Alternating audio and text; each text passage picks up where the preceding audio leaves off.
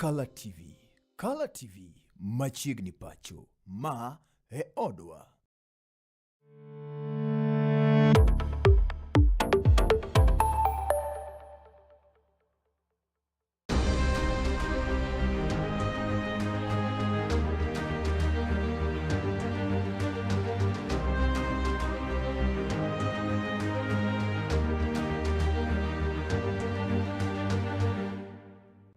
Omosi ni oyawre nyakor magajwang kamoro moro mentie ko gwen maket kod maendi en Mokinyi nero ma chieng' tarik 1 Brenda mar dwe mar auchiel. Dwe mar auchiel. Happy Madaraka Day. Happy Madaraka Day. Madaraka Day kamoro moro mentie wageno ni bedo kod odiochieng' maber ko gwen maket kod maendi mudhi bedo kod odiochieng' nero maber ma dhi odiochieng' Madaraka. Madaraka Day chieng' mang'o manotimore nyanam?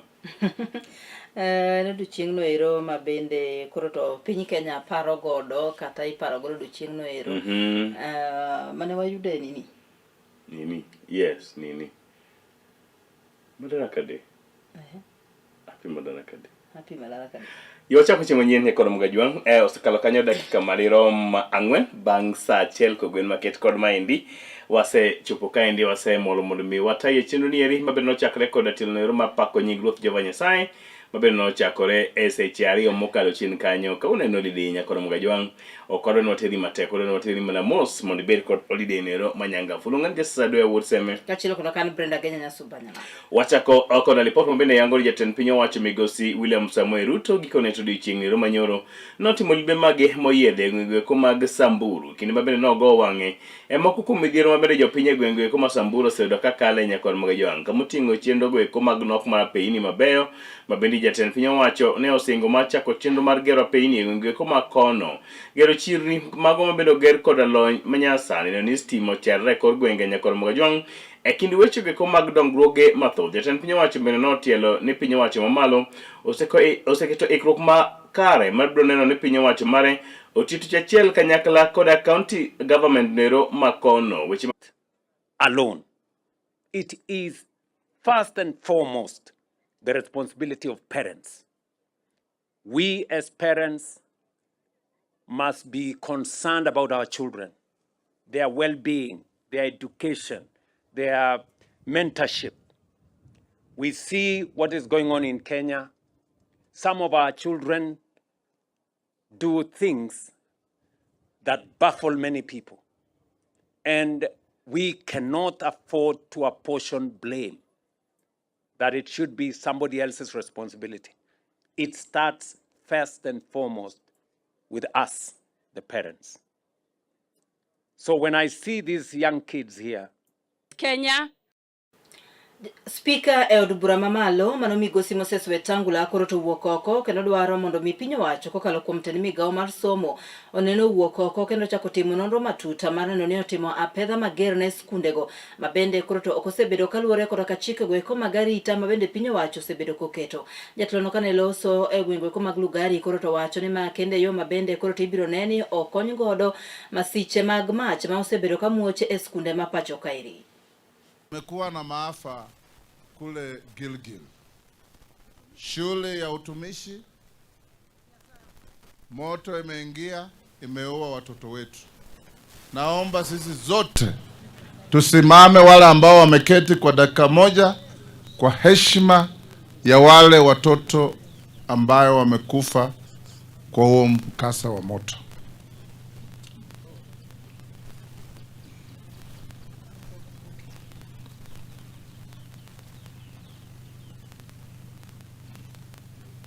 Mungu awakumbuke, aweke mahali pema mbinguni.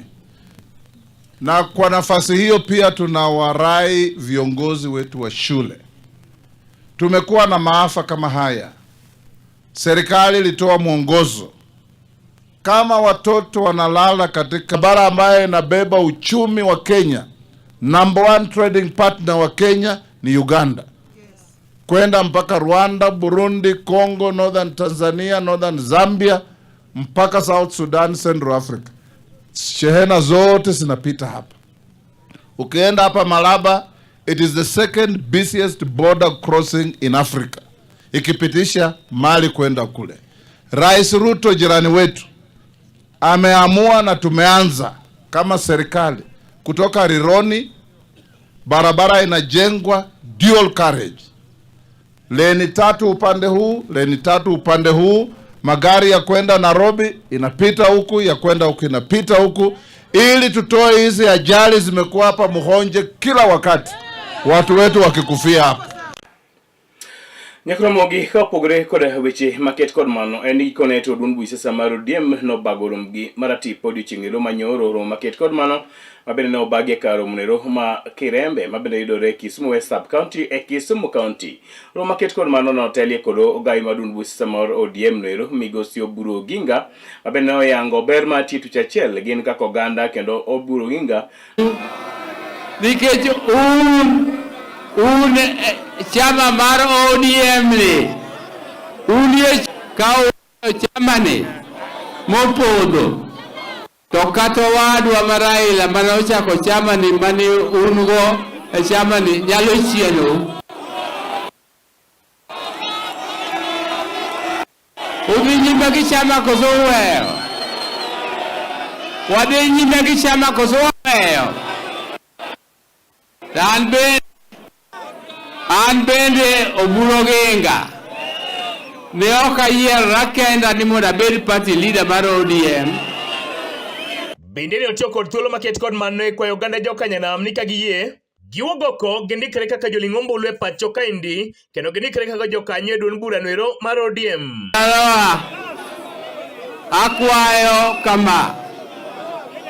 Akwayo ni kawadok chien joma pok okawo kura mondo okaw kura.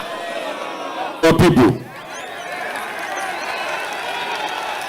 listen, you just saw recently when the president launched the standard gauge railway coming up to Kisumu. Imagine a woman waking up here in Kisumu, taking the SGR up to Mombasa to see his or her father's sickness. Kakore jakom mar ODM e pacho ka Gladys Nyanyasuna Wanga ne oyango ni ok giikre mar riwre kod oganda go eko mabende kwedo ODM. Kata kamano nolero ni gibiro dhi nyime tiyo e broad-based government ka gisiro jatend piny owacho migosi William Ruto. There are only 2 buses. One bus is a bus calling themselves something opposition. Hiyo basi haina dereva, hatujui ni nani. Haina conductor. Our unity.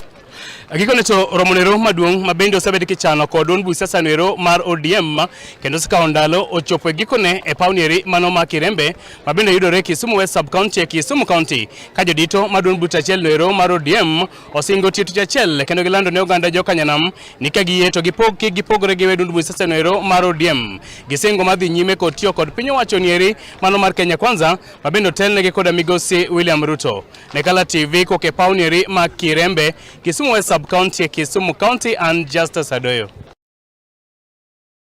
Ko ene jatend migawo mochung'ne jotije piny owacho mano migosi Geoffrey Ruku koro to wuok oko kendo dwaro mondo mikoro to jotije piny owacho duto oneni koro to otiyo kamoro achiel mar keto tich bedo mayot kendo luwo kaka gisebedo ka gitiyo kendo neno ne giyudo sachgi e yorno mowinjore. Jatelo koro to wacho ni e thuolo ma ok tin ensure the human resource instruments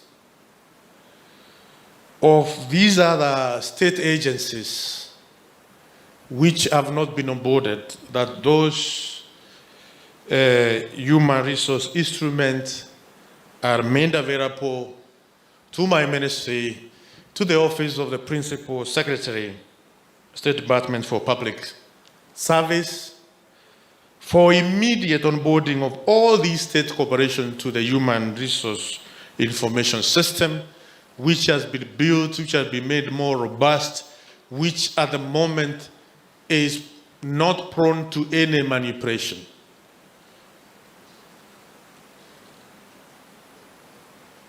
This is extremely serious.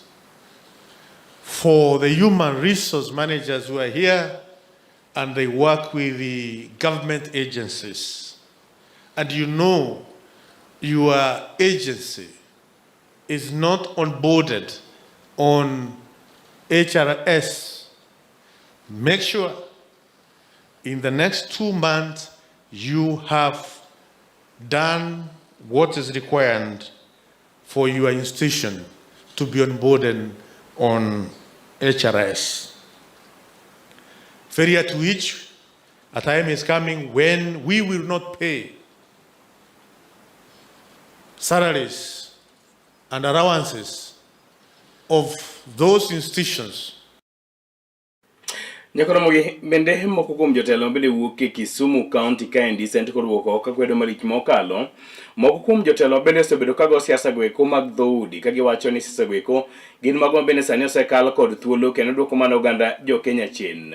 Kane gitwak e kinde ik moro e goeko mag Kadibo Kisumu County kaendi Senator County ma Kisumu mano Ngiret Professor Tom Ojenda ne oyok malich mokalo ni nitie moko kuom jotelo pacho kaendi mo bende osebedo ka nyiso jogo ombulu ni gombulu kotenre kod adhot kata nyuola ma ng'ato ae wacho bende kwego ne kendo kwedo malich mokalo.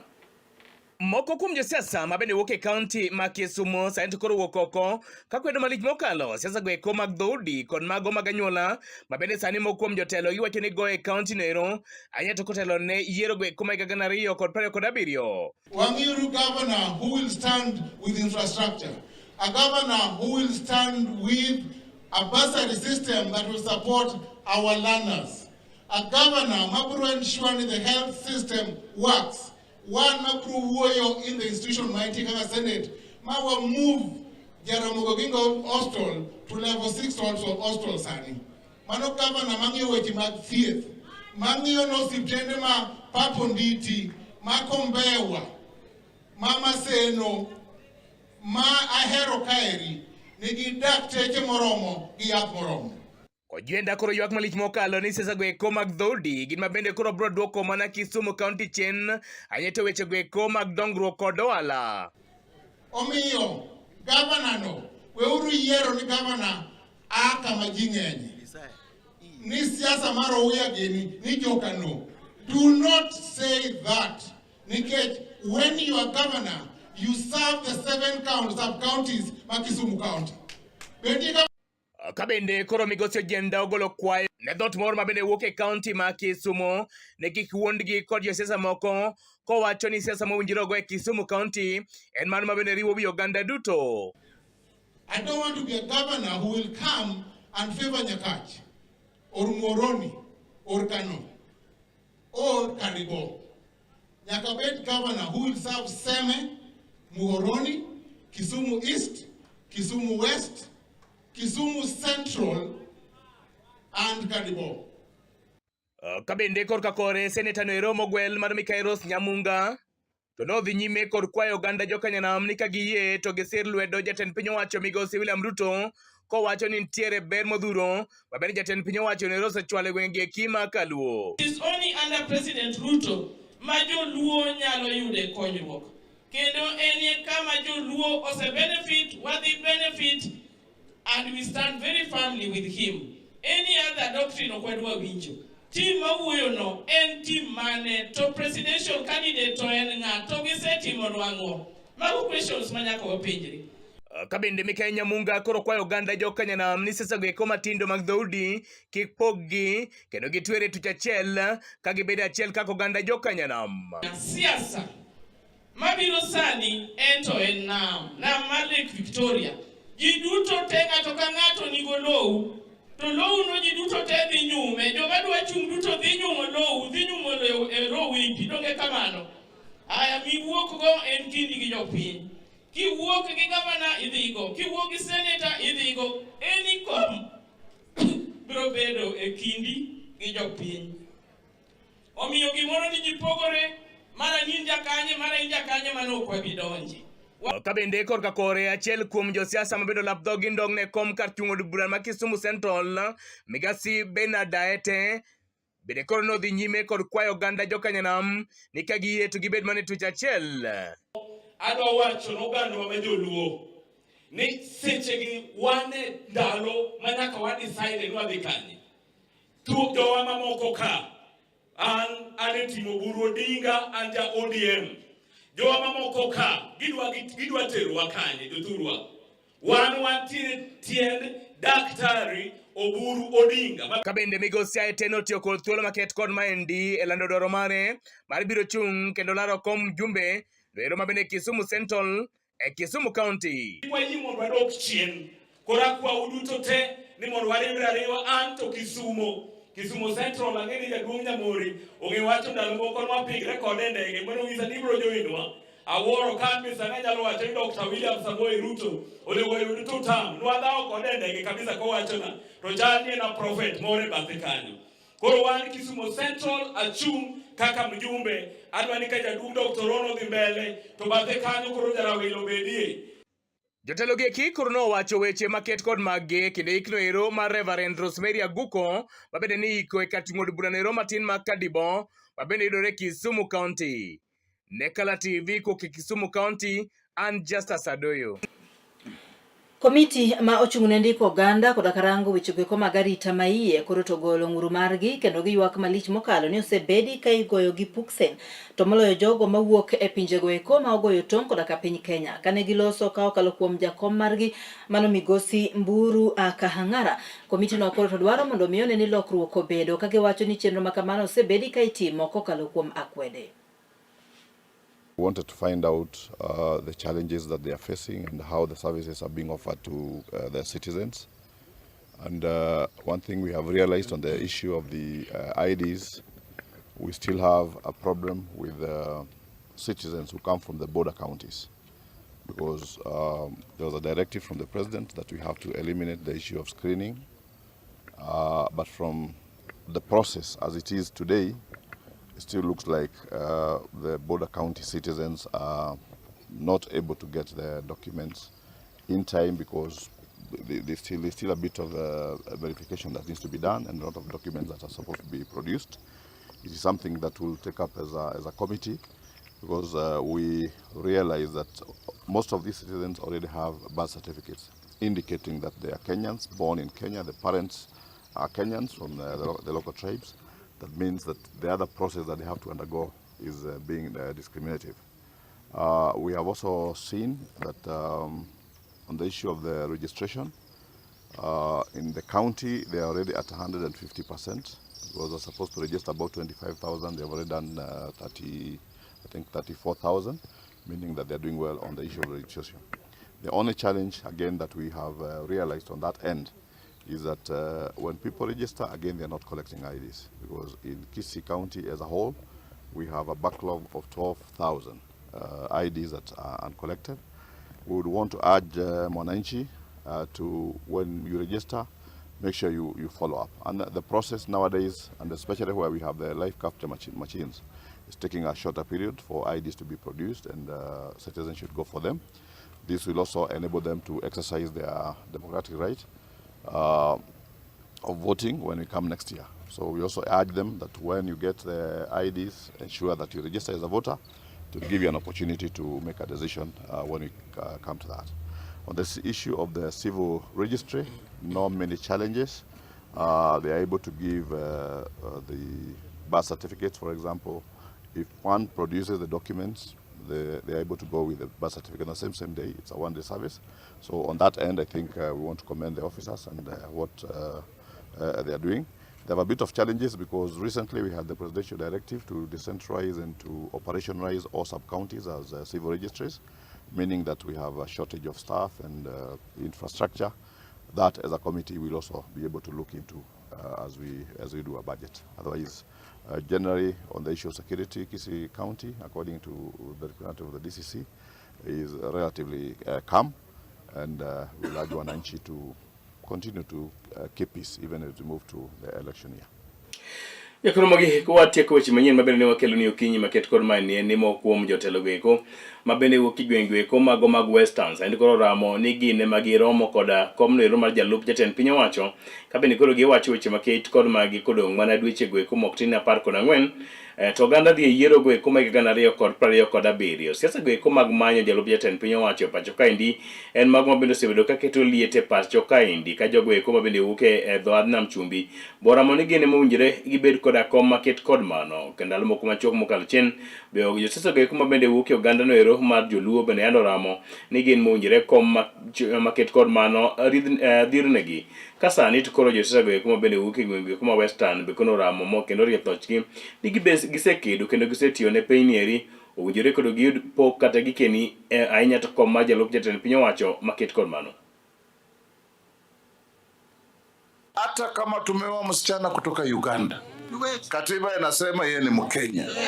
Akija kuchukua kipande asiulizwe maswali, baba yako ni nani, babu yako ni nani, sijui nini. Apewe kipande, ajiandikishe kupiga kura, ajitayarishe kwa mambo inayokuja mwaka ujao.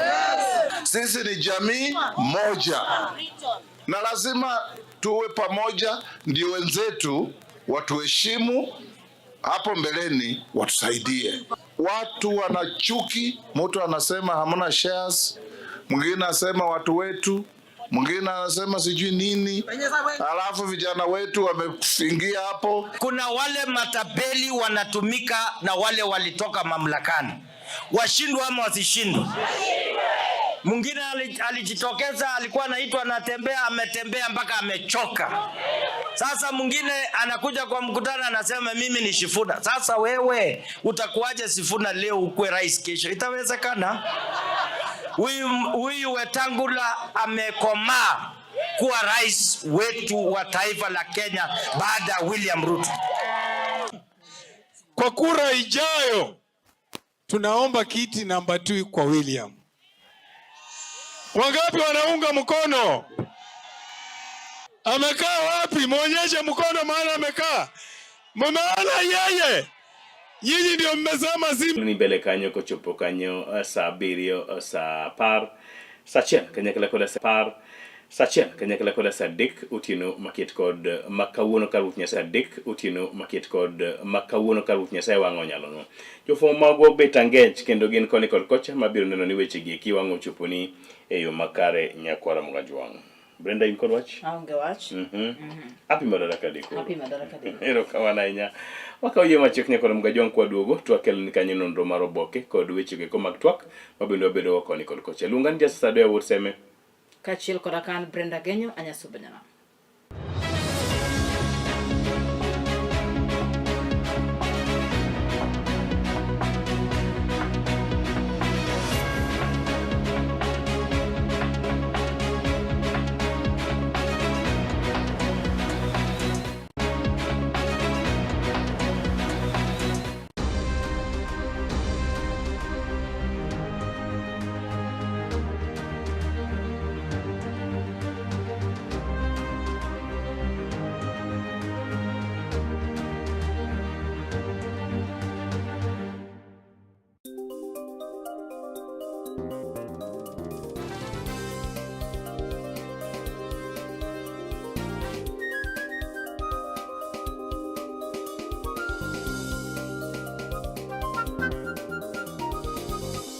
Ineno Kala TV.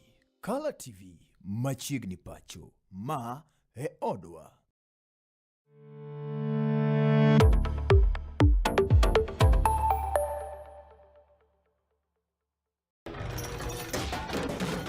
Tok bedo kod odiochieng' marabora e sikunde ka iduogo pacho, yud thuolo mar kweyo pachi kendo bedo gi mor e chenro mar Bang School.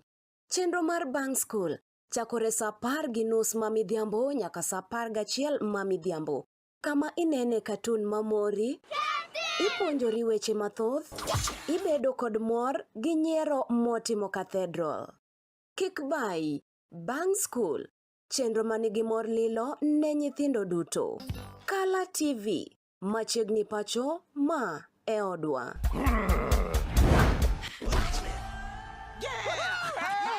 I've fallen and I can't get up.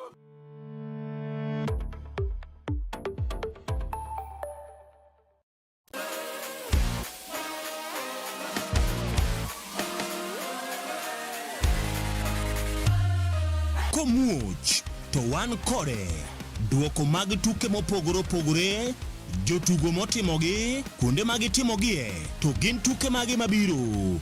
Mano emomiyo wan ka e chenro mar chal pewe tudri kodwa wuok tich nyaka tich abich sa 11 mar midhiambo nyaka sa 12 mar midhiambo. Kama wanyisi motimore e pewe duto mana e Kala TV.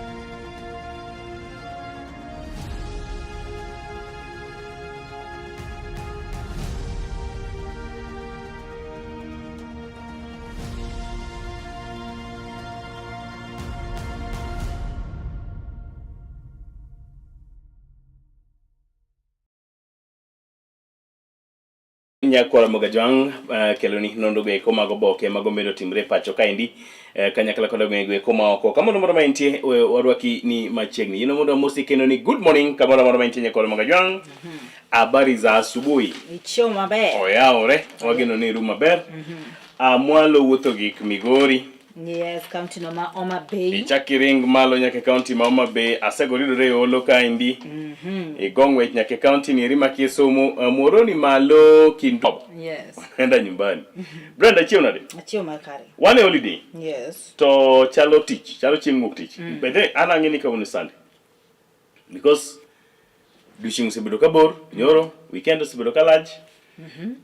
Jo ODM nyentie kod bura. Very busy weekend. Jo ODM nyentie kod bura. Jolinda Mwananchi benye ntiere Masaku kocha kendo weche ne chala torom joka begin jodi madier wacho ni chal torom ingeni jodi rwako orange penji ni joka begin jodi kende anogi emomiya duoki duokawa an poka no ka girwako anything to do with the ODM so mano conclude nango gi conclude ni joka are no longer ODM members. Gimanya giwuok girewruok giwuok gikala giwuok gi ODM oparo na gombo Wunyalego. Yes. Kaka gombo Wunyalego ne bet gi rally mara tipo. Rally matulo kabisa. Oburu no wacho. Oburu Wunyalego bi bedi osiepa. Owacho ni une chuny party kama go nango diki tolo. Wageno ni nyubedo koda bura maber yendo. Some people are fearing. Buranyo maber. Winja chela riade. Before ne weche timre jomoko ne keto luoro mang'eny. Tension. Burane ber. Ineno jo Oma Bay? Yes. Kaka na yuoro? Gine manye gibiro gi punda chakos. Gi buses. Nitie jo mora. Kamoro. Kamoro. Yes. Jogo bi nango. That's what I'm asking. Yes. Jogo bi nango. That's what I'm asking. Nyaka gi idh buses. Kata kok gidho buses. Idh buses. Kata kok gidho buses. There's a mean they would at the same come with. There's a mean they would at the same come with. Kata kudwa ne gidh Prados. Kata kudwa ne gidh Prados. Pod gibro mana chopo via another mean. Yes. But a collective responsibility. Aonge kod tabu gi any political party organizing themselves and ferrying people to their meeting. I don't have a problem with that. They're just giving their people easy way. Easy way, you're moving. Meeting, no. So, ko keto ng'ato koro tigi fair ne ka dhi bedo pek. Who will go? Bas school go gichul. Number one. Yes. Ko wachni Oma Bay nyaka Kisumu en pesa. Wachni Oma Bay nyaka Kisumu en pesa di. Oma Bay nyaka Kisumu. Roughly you go bet 600 sani kalore ni Oma Bay nyaka Kisumu. Roughly you go bet 600 sani kalore ni bech felo. 600 eh? Tulo. Oburo ginga. Utimo utiyo. Gladys Nyesuna wanga itiyo kadhande chuo. Kama na gari chuo tiyo. Kendi mako chama iriwo kendi keto kanyakla. Itiyo kadhande chuo. Aneno ka Brenda ng'ia ni koso ng'iyo simba. Wan onge gimoro aginga moro ni wan wapa gimaber to ber. Gladys Nyesuna wanga puoch kod pak mosnwa joma mano diso nyawang'aya. Diso nyakano. Nyawang'aya. Diso governor. Nyasuna. Jo Linda Ground benyoti. Yes. Linda Mwananchi. I mean Linda Mwananchi. Sani waonge I Linda withdraw. Ground. Linda Mwananchi benyoti. Kota lagi koda. Ano ka standard kandi ngamugen oket ka en former jagoro Marodium. Sifuna. Orengo jogi omiyo gine. Blackout. You know, jo wage kok dwa gi moto gi bro kweri gi wacho ni nango wadagi nyegi kono wandae ni wadwaro wach mo eme wach ni waka wandae ni udha wach pio to dogo temenade obedo osiepna ma John Badi mowadu bende enana ngat mabiete no chung Badi biete ochako history ne mapile segande mapile mo wacho no gana jo Kenya nam jo piny gone ni fuel togo mana mbake fuel togo mana mbake fuel togo mana mbake. Good job joka Nyanam ube nyuti wa maber. Uwache kaka en kakudware kudwa no wach ni weche mag fuel wachuru kudwa no wach ni weche mag ngima maidho wachuru kamana winjo kamba dio kodhi na maber. He's already talking about siasa ma 2032 kakubru chung and we have a crisis right now. Address what is happening now before telling us let's handle the crisis mag modhi wawachuru weche modhi wandae wawachuru weche modhi John Mbadi japiny inyore ngato nego fuel kogo single fachiel to 5.89 liters of fuel sani kogo single fachiel to yudo jogi kwalo wawuoguro ko wawuo Ndeka kidiye tangi kanyo. Exactly. Idiye ye kanyo odiye ondike. Okange ko na nyi neno kamoro mabe jok moko mabe attend ne fuele kambi moro benyo okete mbui. Yes. Ni gone ji muya. Joma ar fuel attendants kembe matio masavji be ubende bedru joma joratero. Bedru joma beyo. In wach. Holiday ni awacho mane ni chunya kena timra nade? Itieko. Ayweyo kena tieko. Wapio obokeni mar standard code Daily Nation. Daily Nation wach modhi nyime kanyo Brenda Brokono. En kanyo wach maduong' en Ebola deal outrage. Wach Ebola deal me between piny Kenya gi US. Washington had earlier indicated consultations with Kenyan authorities to resolve objection. Ite maro kongo mokongo diri mano ma the standard today and 10.7 billion dusit puzzle opogore koda watchman tie itoboke ne mano mar the Daily Nation today auction hammer what began as 703 million property transaction in 2011 has spiraled into a staggering 10.7 billion legal war that now threatens to the future of Nairobi landmark 14 Riverside complex after losing a multiple rounds in the High Court, Court of Appeal and the Nyoro Manwa Benyo Tel ne koda migosi Oburu Oginga Ogai Madun Busisa Maro Diem Kanyakla koda migosi Edwin Sifuna mabene poden jakanyo Edun Burachel ne Romaro Diem rombe ge komo pogore mar migosi Oburu Oginga nyo bagi egwenge gwe koma Kisumu kamar migosi Edwin Sifuna benyo bagi ko mag Machakos kabende koro watchman enenre kama duong ni moko ntima ne koro wacho ni pod gisiro jatend piny migosi William Ruto kama moko bende ne kwedo jatend piny. Former Mwananchi Communication Limited board chairperson Leonard Clement Mususa has died. He was 72.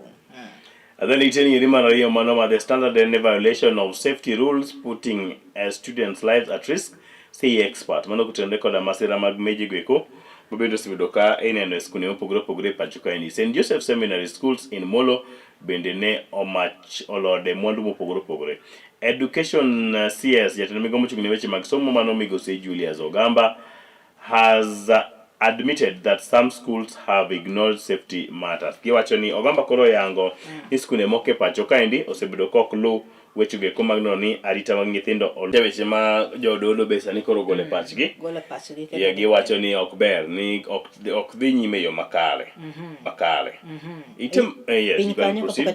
Yes. Tourism players fear Ebola facility will cripple sector. Jokanya which go koma galimbe bekoro yuwakni keto Ebola facility pachokaeri biro mana duoko chien rogo koma galimbe pachokaeri biro mana duoko chien rogo koma galimbe biro kelo luoro biro kelo luoro ne jolimbe pacho kaeri kendo biro ketho chenro mag limbe. Exactly.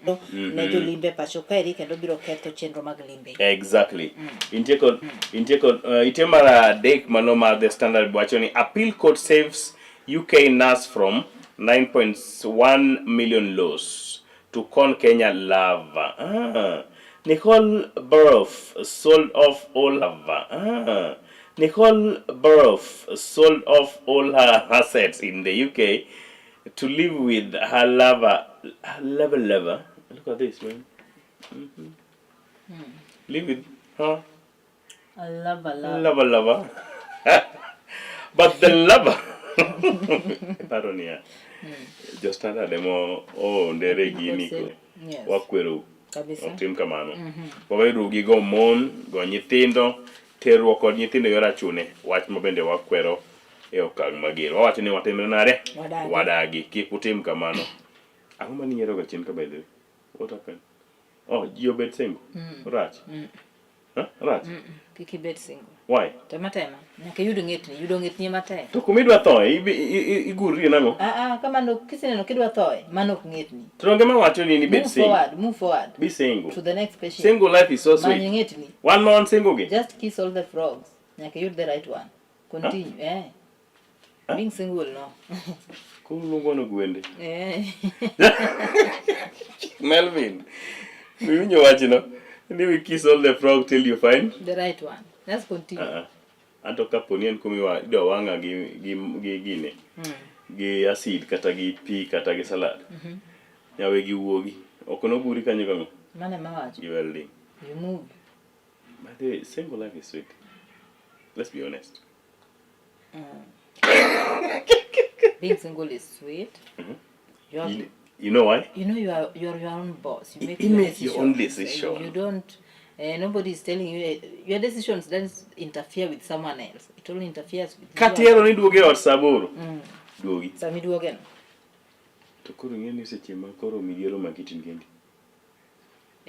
Kanye makoro te.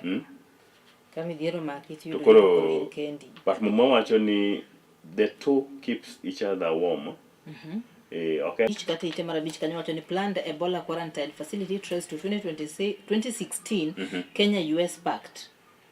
Ma gimano chakore mana 2016. Ite mara uchele mano mo the Standard deni Genantic aircraft lands in Nanyuki as debate on Ebola center rage. Mano chalgi wachmanti ite mara beach manoma the Daily Nation, and Kenyan local leaders question why the government was not giving full disclosure of its intention. Eka ite mara vuchel Kenya, but the Kenyan Dual Defense US Ebola facility says it will serve Kenyans.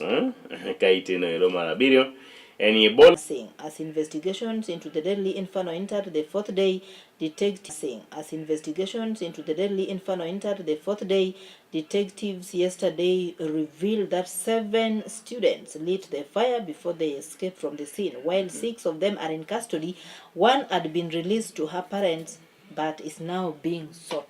May wachana no major nyuolne. Iti mara boro manoma Standard ni Uburu says is ready to quit if supporters think is divisive. That's not what he said. That is not what Uburu said. Uburu said he's ready to bring people together. I don't know. Uburu said Standard. Oburu didn't say any people think it's divisive. He said he's ready to do everything to make sure ni jini kanyako. Exactly. Kopo. The kopo. Ni kata ni N. I think he was talking to other leaders. Kopo ni N. Emoti mango emupogo oganda jogi. Emuneno ni okuno berge komno. To yie mudu ber pinjo wuok kendo. Exactly. Standard check again. And then Oburu said statement not chakon by saying problem no wachi gidulu. Ni ntie jomoko man ni kode gi ich lit. Ngato kosa chako ni ntie joma ni kode gi ich lit ma ok mor ni ane komni. Ayie wabeduru wawuo. Kapo ni mane ma diriwo ganda luo. Wanyalo wuothe na awe. Kapo ni mane ma dipogwa. Omanyiso ni Owacho niya, according to me, ok en that selfish. Ma en manyako bedie ka piny luo riwre. That's what Oburu meant. And again, they said if supporters, I don't think he was talking to supporters, not being just statement. He was talking to Yes. Or they said Niginalutio Machiegni, Gikalonzo. Gikalonzo. They can But work now, with Kalonzo. you know, Gima in your job, Uganda Jokanyana, they don't want to work with Rigiji. Kipenjo Mwananchi, they don't want to work with Rigiji. To Gimalet Negi, need the faction Madungren Linda Mwananchi. They are leaning, almost get the corner. Yes. Which is very true. Exactly. If they are not keen on that, actually. Molo kuja bende St. Joseph Seminary closed after fire as they stood dome. So wangodom sareyo, machino wangodom sareyo, kendo school nuero oselo runyakore mojang. Management of the institution, a Catholic boys' school, announced the closure. Ghosts of Wagala massacre linger as Waji host Madaraka Day fete. Hosting Madaraka Day celebration in Wajir as Wajir has historical and cultural significance. The TJRC report captured the name of 482 victims killed in the 14th February 1984. Maneka name Wagala massacre no timorenya kono mwajuan.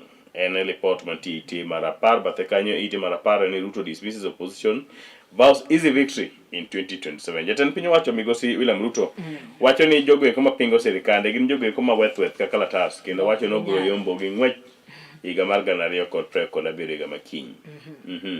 It Daily Nation marapar inside race to succeed Justice Musinga. Yes. Wacho ni Court of Appeal June 22nd election to determine the leader of the country's second highest court for the next 5 years. Court of Appeal bro yero kanyo their leader magro replace Justice Musinga. Itimara parko na chelo boko ni the standard day Nairobi city was taken over by North London. Wedo ito ayo konyu go pe ni chup. Sani to koro omake kumaraj tinye malo nyakoro mwejwang omake gi kumaraj mano japiny osebiro ka chandre lwet sirkende mopogore mano we have to admit thuolo ito boke ni ma Daily Nation mar 11 en lendo keite mar 12 ga 13 gin pat jondiko gi pas jo somo eite mar 13 wan gi goro mar cartoon wacho kanyo ni happy Madaraka Day. Yes, we are celebrating Madaraka Day, lakini piny kanyo waneno Ebola arwa kigite mana par koda bich ane ite bara par koda bich ginwecho go mag counties ex deputy governors widow battle county over 6.3 million unpaid benefit. Yes. Familia moro kaeri dwaro mondo mi koro to mingi kanyo mena maromo million 6.3 ke die Wajir County Stadium opens new sporting chapter. Stalled Siwa project leaves Cabernet wallowing in filth. Mano ni county no Mabaringo. Okay. Itemara machielo. Hilo niko la dinyi mewa wak na ewi. Itemara parko la biro mano ma the standard and gige motimre counties mopogore. Double trouble cancer patient with the triplets detained over bills. Pole sana. Hodgkin's lymphoma is a cancer of the lymphatic system part of the body. The standard and which Magoala reforms new exports market revives coffee farmers' fortune. And then item which Magoala go like Nakitima Prario Koda Chella, Prario Kodario, which Motimel Pinimako. Iran says no deal unless its rights secured as US sets tougher terms. US is a bedokari at Ochemalik Mokalo. Yes. Ite himara prayo kude dik gin lendo motim kude utefamo mpogolo. Ite mara para kuda boro mar Daily Nation iwachone Ukrainian drones hit pipeline. Yes. Refinery fuel depot in overnight strike. Hey, Kenya kikwinji mano yao. Ite mara prayo kuda ngwen mano ma the standard in agajameli godukwan oilni matindo chakre ite mara prayo kuda dik prayo kuda beach odhinya ka prayo kuda uchel. Ite mar 19 pride in their reliable legion of fun, man. End of the road for Sharks after relegations on Madari survive. Kariobangi Sharks.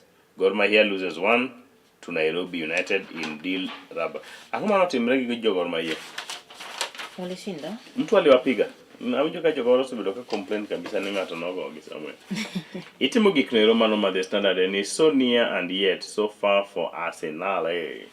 Ite mar Pradek, mano Daily Nation, gilweche go mag tuke, Red Hot, Rukia, can do no wrong on the track. Mago mwehe, man kanyo, kaeto ite mar Pradek, koda chilo gilpuri gilweche mag tuke, Kenya may face free to air World Cup broadcast blackout. Mano turiambo yao. Kenya may face free to air World Cup broadcast blackout. What does that has to mean? Only pay TV stations. You know, we have channels, Matiyogipang, whatever. They get free to air channels. So you watch only Kenya. Samoro give you the World Cup. Koka lukum channels. Mabe wasebe tokawa yudo. Koka lukum stations mosebe toka ketugi. Kore watakani only pay TV stations. Azam, Super Sport, and New World TV have signed deal with FIFA to televise World Cup matches in Kenya.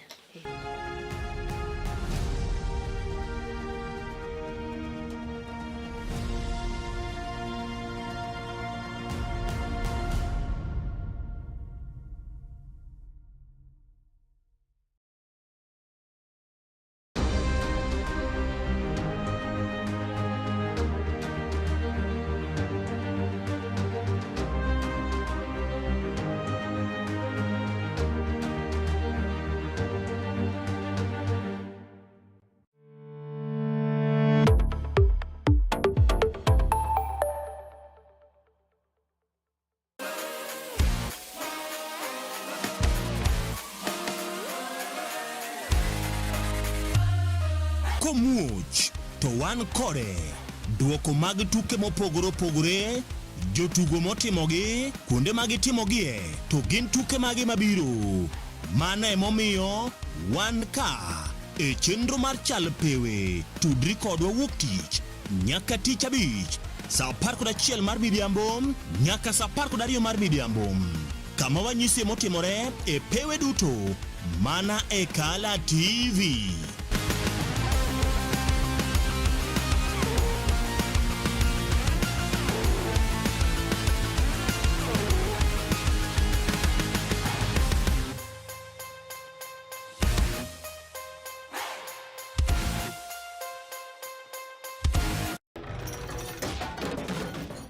Bedo kod odiochieng' marabora e sikunde ka iduogo pacho, yud thuolo mar kweyo pachi kendo bedo gi mor e chenro mar Bang School.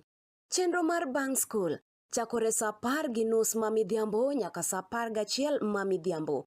Kama inene katun mamori, ipuonjori weche mathoth, ibedo kod mor gi nyiero motimo Cathedral. Kik bai, Bang School, chenro manigi mor lilo ne nyithindo duto. Kala TV, machiegni pacho ma e odwa.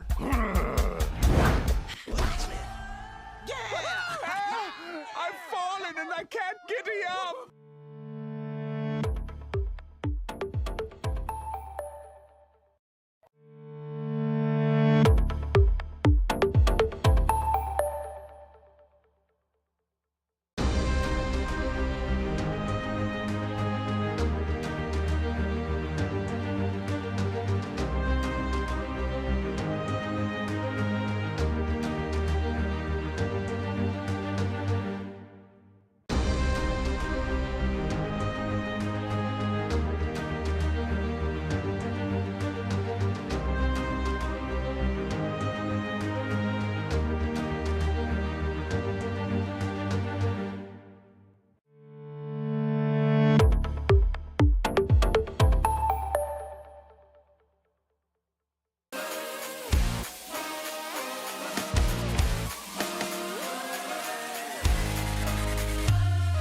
Komuch to wan kode duoko mag tuke mopogore opogore, jotugo motimogi, kuonde magitimogie, to gin tuke magi mabiro.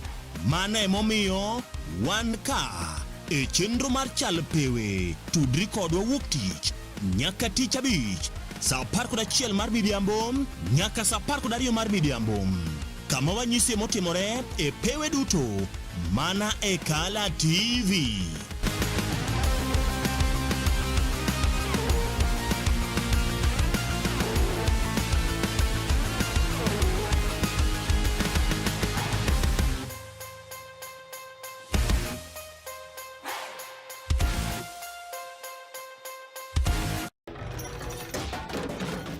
Tok bedo kod odiochieng' marabora e sikunde ka iduogo pacho, yud thuolo mar kweyo pachi kendo bedo gi mor e chenro mar Bang School.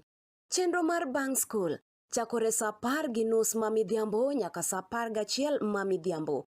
Kama inene katun mamori, ipuonjori weche mathoth, ibedo kod mor gi nyiero motimo Cathedral. Kik bai, Bang School, chenro manigi mor lilo ne nyithindo duto. Kala TV, machiegni pacho ma e odwa.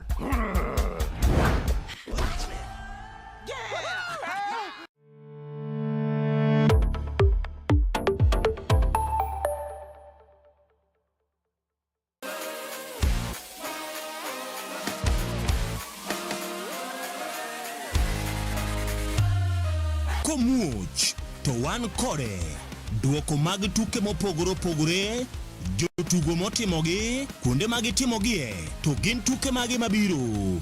Mano emomiyo wan ka e chenro mar chal pewe, tudri kodwa wuok tich nyaka tich abich sa 11 mar midhiambo nyaka sa 12 mar midhiambo. Kama wanyisi motimore e pewe duto mana e Kala TV.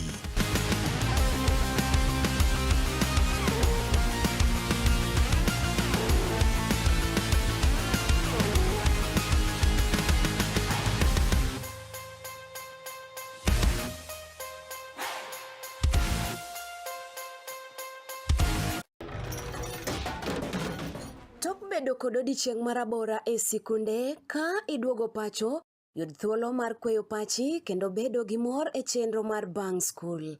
Chenro mar Bang School chakore sa 10:30 ma midhiambo nyaka sa 11 ma midhiambo. Kama inene katun mamori, ipuonjori weche mathoth, ibedo kod mor gi nyiero motimo Cathedral. Kik bai, Bang School, chenro manigi mor lilo ne nyithindo duto. Kala TV, machiegni pacho ma e odwa.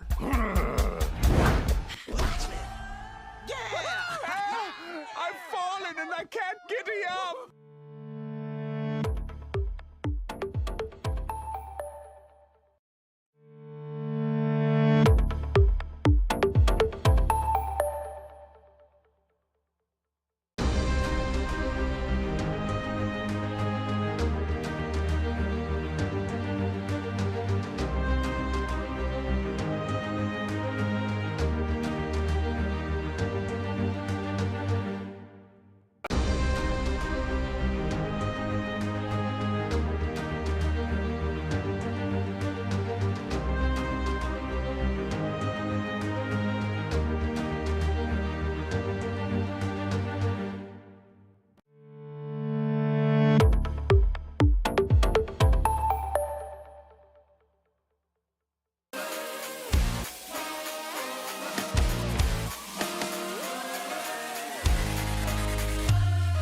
Komuch to wan kode duoko mag tuke mopogore opogore, jotugo motimogi, kuonde magitimogie, to gin tuke mage mabiro.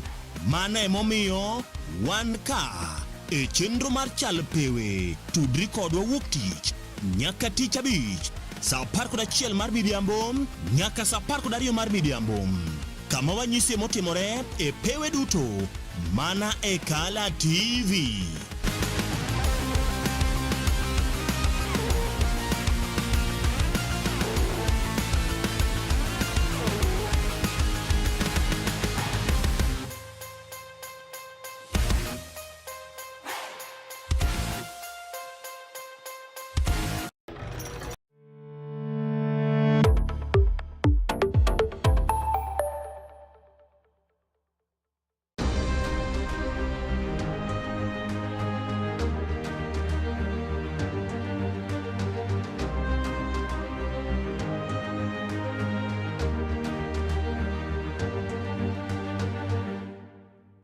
Jokaramogi api Madaraka Day kamoro moro ma intie kinyeri market kod maindi en odiochieng' ma bende oganda jo Kenya igeno mar yudore odiochieng' ma kawuono ka gidhialo chieng' Madaraka Day. Brenda, kiparo holidays machon gi masani.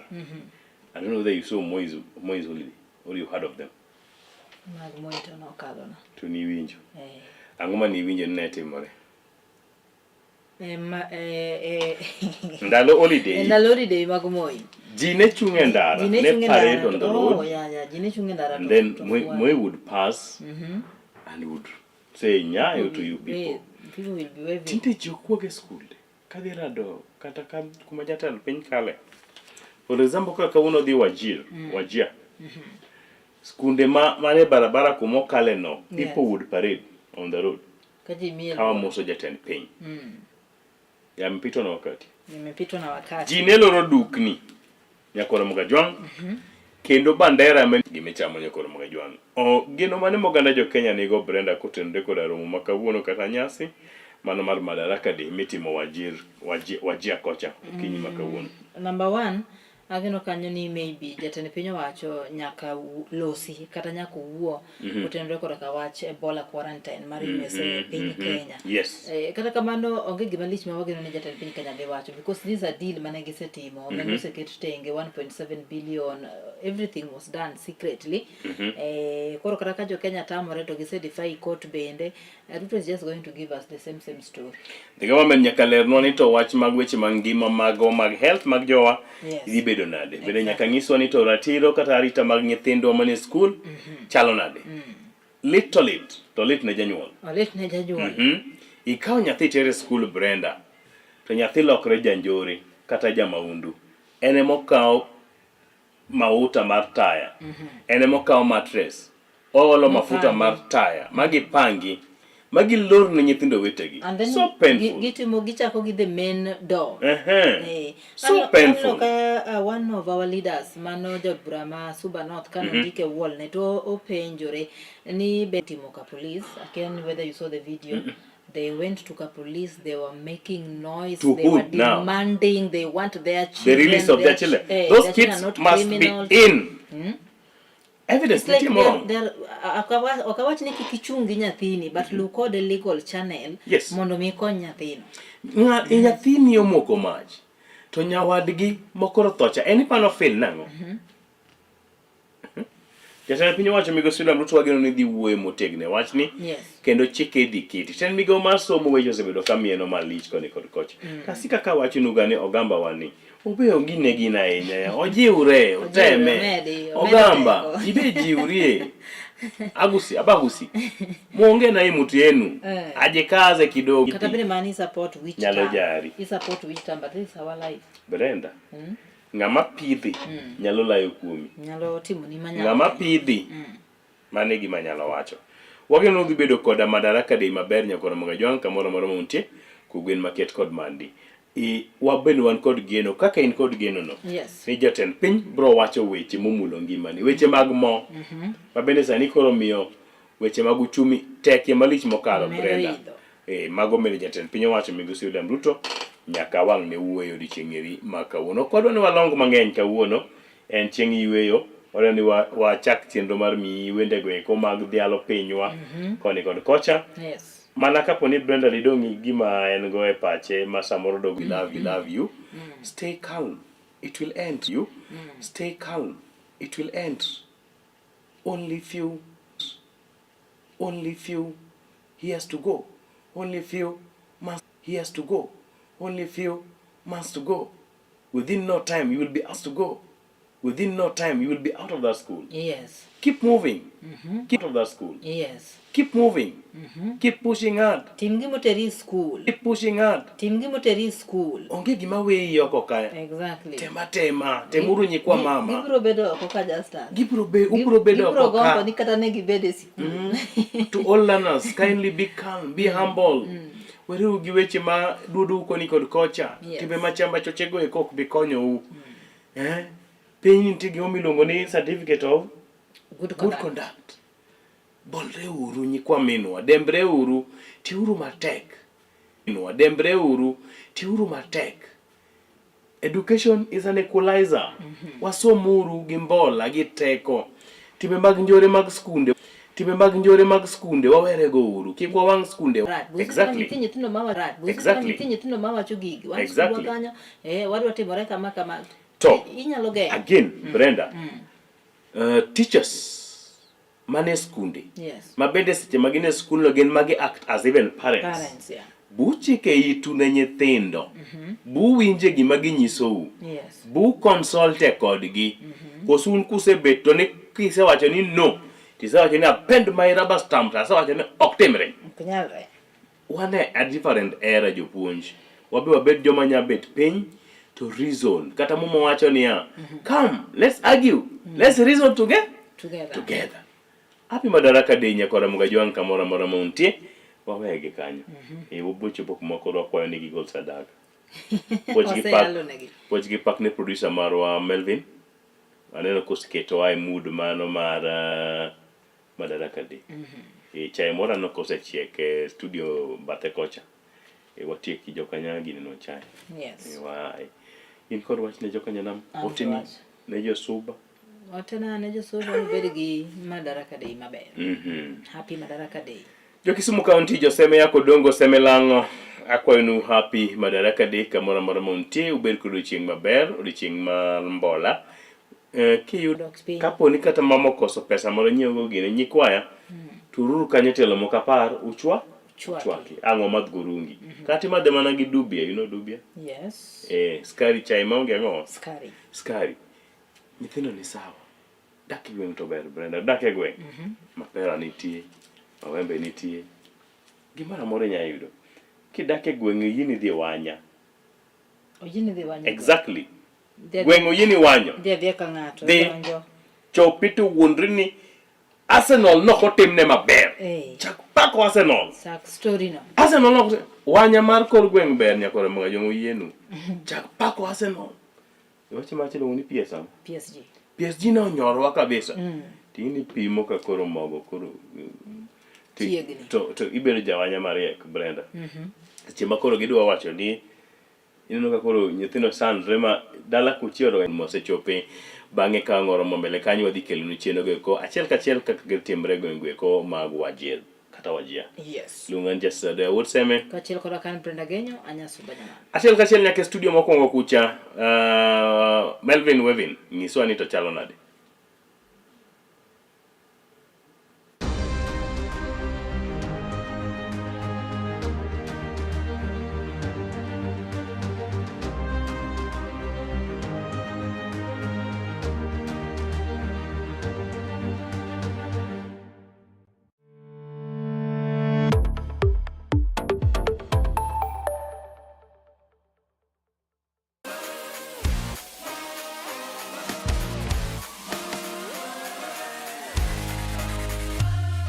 Komuoch to wan kode duoko mag tuke mopogore opogore, jotugo motimogi, kuonde magitimogie, to gin tuke magi mabiro.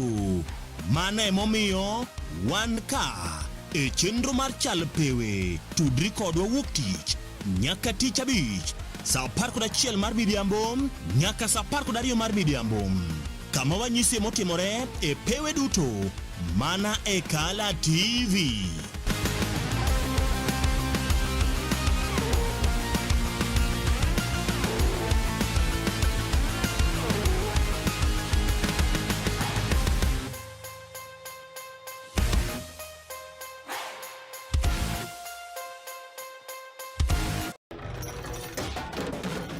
Tok bedo kod odiochieng' marabora e sikunde ka